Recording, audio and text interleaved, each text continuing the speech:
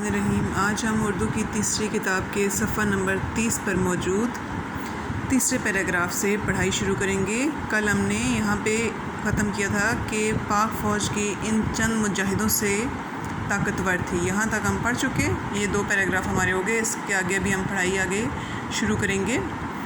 اس سپاہی نے حیران ہو کر دوبارہ پوچھا، جوابی حملہ؟ شیر خان نے جواب دیا، ہاں، جوابی حملہ۔ بھارت نے ہم پر رات کے اندھیرے میں بہت بڑی فوج کے ساتھ حملہ کیا ہے۔ میں ان پر دن کی روشنی میں اپنے ان چند گنے چنے سپاہیوں کے ساتھ حملہ کروں گا۔ شیر خان اس علاقے سے اچھی طرح واقف تھے، اچھی طرح اس کو جانتے تھے۔ انہوں نے اپنے فوجیوں کو مناسب جگہوں پر مقرر کیا اور حکم دیا کہ حملہ کرتے ہی اپنی جگہ منظم طریقے سے بدلتے رہنا، منظم طریقے سے، ترتیب وار طریقے سے۔ یہ کارگل مارکے کی سب سے چھوٹی لڑائی تھی۔ مارکا جنگ یعنی کارگل کی جو جنگ تھی، اس میں یہ سب سے چھوٹی لڑائی تھی۔ شیر خان اور ان کے مٹھی بھر سپاہی اللہ کی مدد سے فتح کے لیے بہت پر امید تھے۔ بہت پر امید یعنی امید ہونا، کامیابی کی امید ہونا۔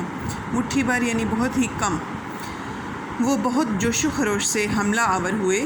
بھارتی فوجیوں نے بھی گولیوں کی بوچھاڑ کر دی۔ شیر خان اپنے مورچے سے باہر نکل آئے۔ مورچہ ہوتا ہے وہ خندق جو زمین کے اندر کھودی جاتی ہے جنگ کے دوران حفاظت کے لیے۔ وہ اونچی آواز میں کلمہ پڑھتے ہوئے آگے بڑھنے لگے۔ آپ کی مشین گن مسلسل آگ اگل رہی تھی، یعنی آپ اس سے مسلسل گولیاں چلا رہے تھے۔ آپ نے اپنے ساتھیوں کے ساتھ اتنا بھرپور حملہ کیا کہ بھارتی فوجی بھاگنے پر مجبور ہو گئے۔ بھارتی فوجی پیچھے ہٹنے لگے اور آپ اپنے ساتھیوں سمیت پہاڑ کی چوٹی پر پہنچ گئے۔ آپ نے بھارتی جھنڈے کی جگہ پاکستانی جھنڈا لہرا دیا۔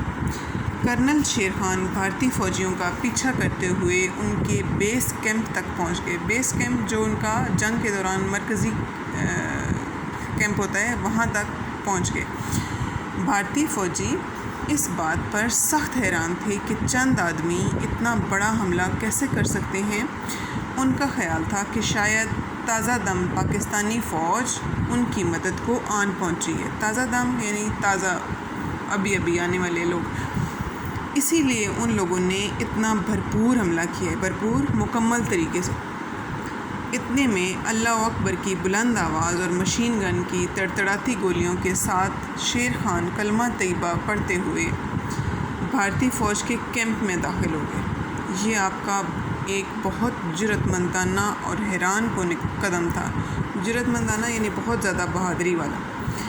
کئی بھارتی فوجی آپ کی گولیوں کا نشانہ بنے۔ آخر کار آپ کے پاس گولیوں کا ذخیرہ ختم ہو گیا۔ ذخیرہ یعنی جو آپ نے اکٹھی کی ہوئی چیز ہوتی ہے، اس کو ذخیرہ کہتے ہیں۔ ان کے پاس جتنی گولیاں تھیں وہ ختم ہو گئی۔ آپ کو خالی ہاتھ دیکھ کر بھارتی فوج کا کمانڈر بھی سامنے آ گیا اور آپ کو ہتھیار ڈالنے کا حکم دیا۔ آپ نے ایسا کرنے سے انکار کر دیا اور خالی مشین گن اس کے سر پر دے ماری۔ یہ دیکھ کر کہ آپ ابھی بھی ہار ماننے کو تیار نہیں، اس نے فوجیوں کو گولی چلانے کا حکم دیا۔ کرنل شیر خان گولیاں لگنے کے باوجود اپنے قدموں پر کھڑے رہے اور آخرکار زمین پر بیٹھ گئے۔ آپ کی مشین گن ابھی بھی آپ کے ہاتھ میں تھی۔ آپ کسی صورت بھارتی فوجیوں کے سامنے جھکنا نہیں چاہتے تھے۔ اسی حالت میں آپ نے شہادت پائی۔ بھارتی کمانڈر نے آپ کی لاش قبضے میں لے لی اور بعد میں پورے اعزاز کے ساتھ پاک فوج کے حوالے کی۔ اعزاز یعنی پوری عزت کے ساتھ، اور آپ کی بہادری اور شہادت کا پورا واقعہ بھی اسی نے سنایا۔ آپ نے اپنے فرائض کی ادائیگی اور ملک کی حفاظت کے لیے اپنی جان قربان کر دی۔ آپ کو پاکستان کے اعلیٰ ترین فوجی اعزاز نشان حیدر سے نوازا گیا۔ اعلیٰ ترین یعنی سب سے بڑا فوجی اعزاز نشان حیدر ان کو عطا کیا گیا۔ اس سبق کی پڑھائی بھی آپ نے مکمل کرنی ہے اور سبز الفاظ کی املا تیار کرنی ہے۔